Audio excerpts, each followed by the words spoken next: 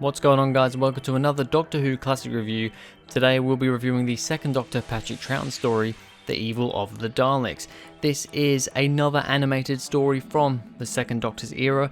It is the second Doctor's second and final Dalek story, and it is the last Dalek story that I have to watch that is currently available to watch in some form. The only other one is the Daleks Master Plan. There's no DVD release or animation or anything for that. I think you can watch like a reconstruction online somewhere, but I will not probably be watching that until or if it is released on DVD, and I expect even if that does happen, it'll be a fair way away until that happens. But yeah, The Evil of the Daleks, I was interested going into this one because I know it is the first Dalek story that has the Emperor Dalek in it.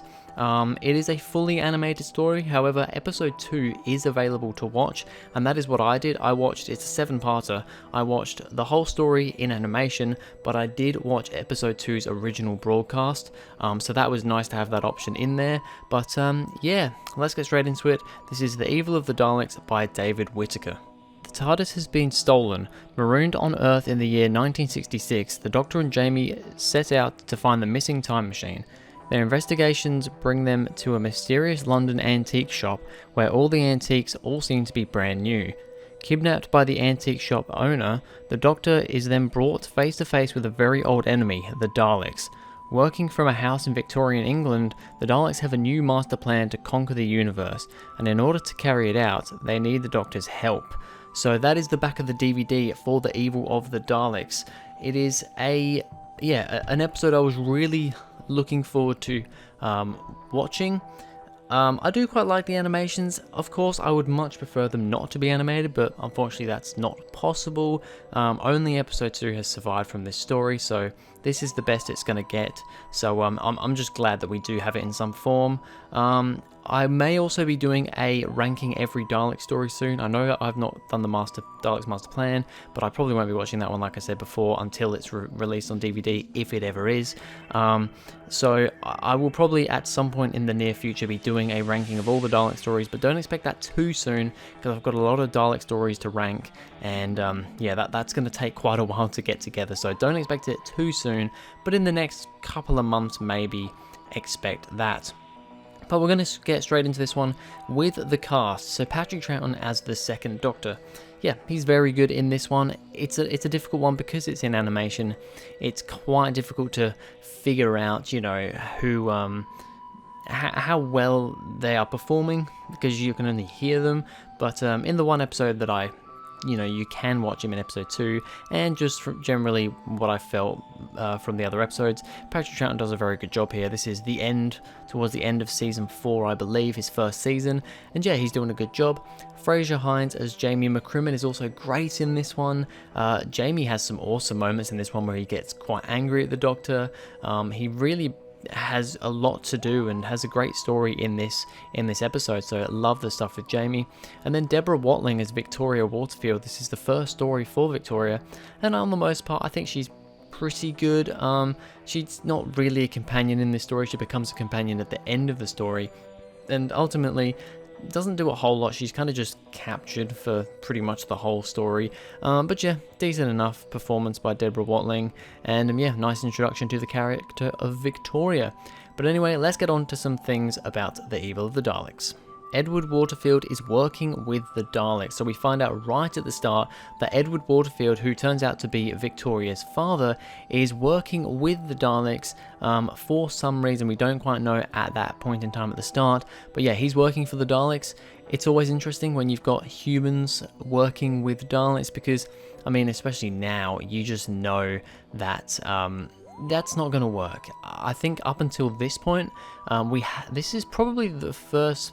I don't really know what happens in the Daleks Master Plan, but from all the other Dalek stories from the 60s that came before this, I think this is the first time where, humans have kind of been working with Daleks for some sort of reason. Happens quite a lot later on, like in the new series, and you just know that the Daleks, they're not going to keep their promise. They're not going to do what they said they're going to do, and sure enough, that is the case. But yeah, it's interesting. It's first sort of time this has been done, so interesting concept.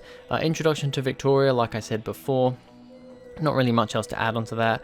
Yeah, she's basically she's been captured by the Daleks. Ends up being that another guy who we'll get onto in a second, called Maxtable, Theodore Maxtable, he has kind of, part of his deal with the Daleks, because he's also working with the Daleks, included Victoria getting imprisoned by the Daleks. So he was kind of behind the whole thing because he wanted this whole, thing to happen. And basically, it's just, she's captured for the whole episode. There's not really much else to say. The Daleks want to do some sort of tests on Jamie. So when the Doctor and Jamie and co finally meet up with the Daleks, figure out that the Daleks are behind all this stuff going on, they want to do a test on Jamie, and that test ends up basically being that they want to test on humans because humans, humans have got the better of the Daleks in the past. So the Daleks want to figure out what it is in humans that makes them in some ways better than the Daleks and defeating the Daleks, so that they can take those traits and use it against them. So that is kind of the main premise of this story. And they want to do tests on Jamie to figure out what those things in humans are. So that's an interesting concept. The Doctor is kind of working with the Daleks as well with this whole thing, but of course, in the back of his mind, he's got a plan up his sleeve, but he's just kind of working with them at this point in time, and that's the main reason why Jamie's getting annoyed, because it seems like the Doctor, he's like, whose side are you on, Doctor? You seem to be working with the Daleks here. It's just really, really interesting stuff between those two. Maxtable and Waterfield want to find out how to time travel. So I was a little bit confused by this one, because when we figure out, why Maxtable and Waterfield are working with the Daleks, originally basically they were trying to make a time machine with like mirrors or something, and then something happened, the Daleks bust through the mirrors, ended up in Victorian London, or Victorian England, whatever, I'm pretty sure it is London, and that's kind of how the Daleks appeared. And I originally thought that the thing that they were helping, they were helping out the Daleks so that in return the Daleks would give them a form of time travel. I thought that was what the kind of plan was, and I think, if I'm getting it correctly, to Edward Waterfield, I think that was what he thought the plan was. In the end, it turns out Maxtable actually had a different plan, which was something about transmutation or something, turning rock into gold or stone into gold or something. That was the thing that Maxtable was trying to get out of this whole thing, to basically become rich, I guess. But I don't think Waterfield was in with that plan. It was more of like a, we want to figure out how to time travel thing. I think I'm getting that correct.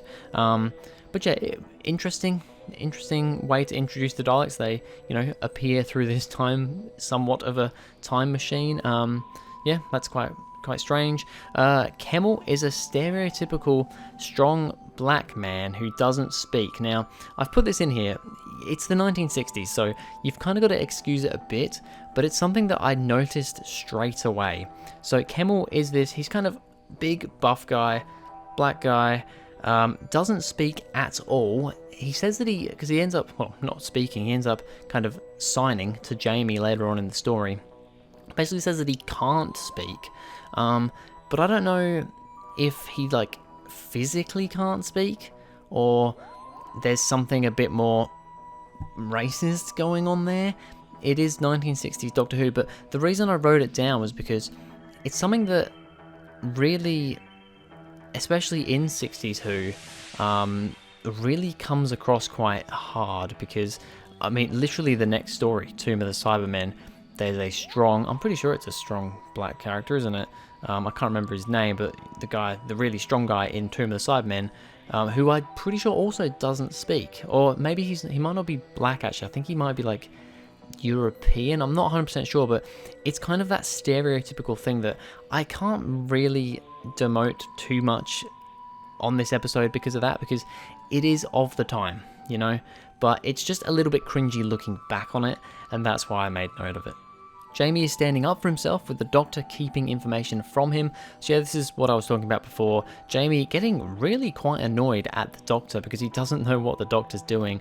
And I think Fraser Hines' performance in this is amazing. He has some great lines of dialogue. He really shows his anger and his frustration. I think Fraser does a great job of that. And yeah, it's honestly a really good episode for Jamie, I think. Really, really good one. Jamie saves Kemmel despite God, I've written this down weirdly. Jamie saves Kemmel despite them fighting each other. Yeah, so basically Kemmel comes around and somewhat tries to kill Jamie because he's working for, I think, is he working for Waterfield or is he working for that other guy? I can't remember his name. Is it Kennedy? The guy who's kind of being controlled by the Daleks and keeps like switching between two sort of set of versions of himself, kind of like an evil version and then like a, oh, I'm kind of freaked out version. I think that might be Kennedy or Perry. I'm not 100% sure. Just looking at the cast here, I'm not sure which one of those guys it is. I think it was Kennedy, but can't be 100% sure on that. Yeah, so Kemmel is kind of trying to kill Jamie or at least stop him, and he ends up almost falling off a cliff, but Jamie throws a rope down and saves him, and then from then onwards Jamie and Kemmel are like best friends and they're helping each other out. So that just shows, you know, what Jamie's priorities are. You know, even though this guy was trying to kill him, he's not going to just let him die like that, and he saves him and they end up being friends. So I like that as a character trait for Jamie. The Daleks want to learn more about humans to use their senses and traits against them. I talked about this before. That's kind of why they're wanting to do the tests on Jamie. There ends up being a bit more to that, which we'll get onto later on. But yeah, ultimately at the start of the story, that is what the Daleks' priority seems to be. The Doctor is almost a narrator for the story when he's helping the Daleks. Now, I don't know how I feel about this because just as a thing, it feels like padding to me.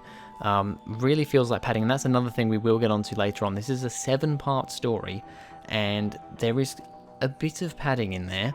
But yeah, basically the Doctor is helping, in quotations, the Daleks when they're doing the tests on Jamie. So they've obviously got some kind of like monitor. We don't really see it, but I'm guessing he's on some kind of monitor on that little computer he's on, or that whole kind of computer station, and they're watching Jamie, who's going to try and save Victoria, and he's showing, you know, signs of compassion, signs of love, signs of hate, you know, all these different senses and traits that humans have and emotions that Daleks don't have.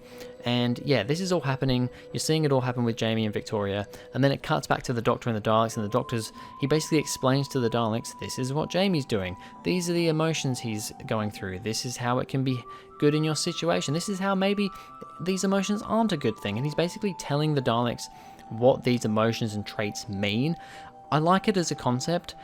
I do just think it feels like padding though, because it's literally like a whole episode. I think it's episode 4 or 5, and it does feel like padding, just cutting between them. There's not really a whole lot more going on. It's just, here's the stuff with Jamie, here's the Doctor explaining the stuff that we've just seen to the Daleks. It's okay, but it does just feel like padding to me. The Doctor riding a Dalek. Now this bit's strange. So they end up, once they've done the tests on Jamie, they get this human factor, which is basically just everything that I guess they've just learnt from Jamie and the Doctor in this little tube that they put into the Daleks, and now the Daleks are, I guess, part human. They have the human factor. They put it into 3 test Daleks. Well, the Doctor does. The other Daleks aren't around at this point. It's just the Doctor, Jamie, and I think Kemmel might be there as well. A couple of other people, I'm not sure. And then all of a sudden, the cliffhanger to that episode is the Daleks kind of surrounding the Doctor and like pushing him and wheeling him off. And then the next episode starts, and yeah, he's literally having he's going for a ride on a Dalek. They're just pushing him around. Then they start playing trains, and the Daleks are just going, trains, trains, and it's very strange. They also play, they play a few different games, and it's interesting, to say the least. It's definitely interesting. It's definitely different for the Daleks. It is also a bit too weird. I don't know. I don't know how I feel about it. It's very, very strange. Just Daleks, like, oh, we're playing around with friends. The way they talk, they literally talk like children, and I guess that's what they were going for. The Doctor even says, they're in their kind of infancies here. They're only young, but they will grow up super quickly. In a few hours' time, they'll be adult Daleks, whereas right now, they're just little kids.